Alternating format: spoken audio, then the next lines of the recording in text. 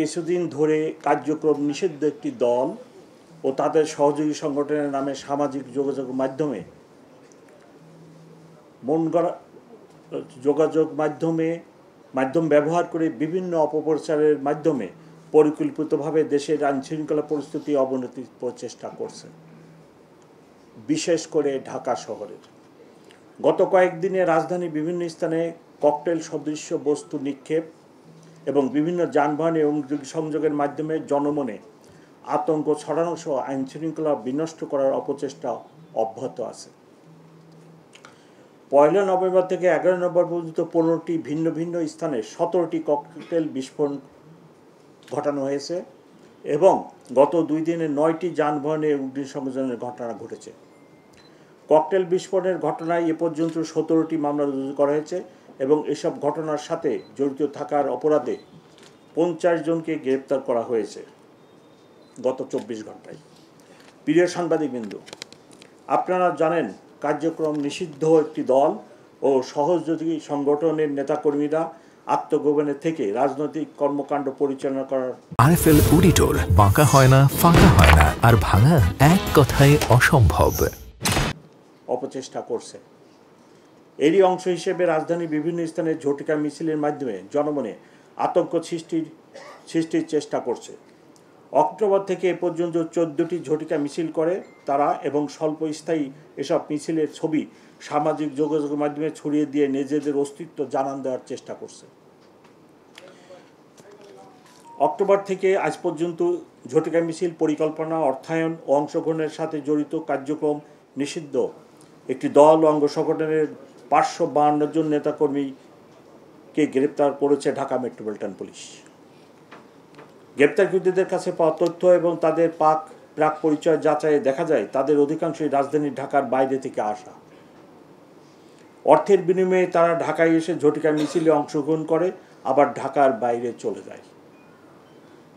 গত কয়েকদিনে রাজধানীর বিভিন্ন স্থানে ককটেল বিস্ফোরণের সিসিটিভি ফুটেজ বিশ্লেষণ করলে দেখা যায় হেলমেট ও মাস্ক পরে তারা ভোরবেলা বা দিনের ব্যস্ত সময়ে টার্গেটকৃত স্থানে ককটেল বিস্ফোরণ করে দ্রুত ঘটনাস্থল ত্যাগ করে। অনেক ক্ষেত্রে তারা এসব কাজে অপ্রাপ্ত বয়স্কদেরও ব্যবহার করছে।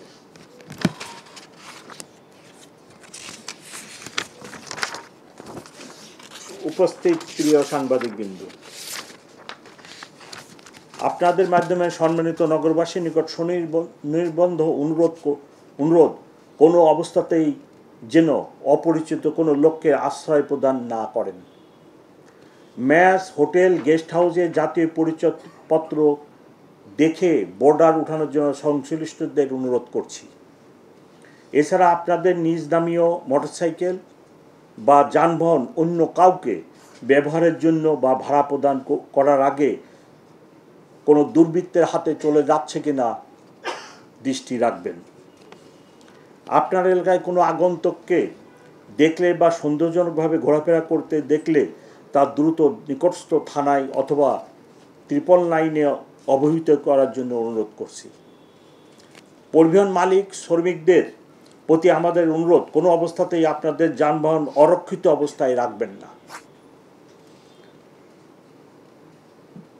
কেননা গত 2 দিনে যে সকল যানবাহন, বিশেষ করে বাসে যে আগুনের ঘটনা ঘটেছে, অধিকাংশই রাত্রে রাস্তায় পার্ক করা ছিল এবং এই বাসের নিরাপত্তা দেওয়ার জন্য কোনো লোক ছিল না।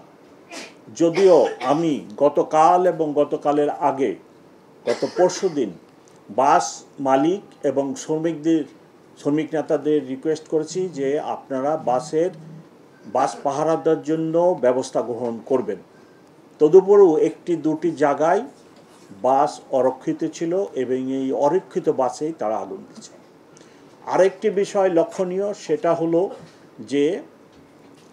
যেসব বাসে প্যাসেঞ্জার কম, 3 জন 4 জন বা 5 জন প্যাসেঞ্জার, সেগুলোতেই তারা টার্গেট করছে।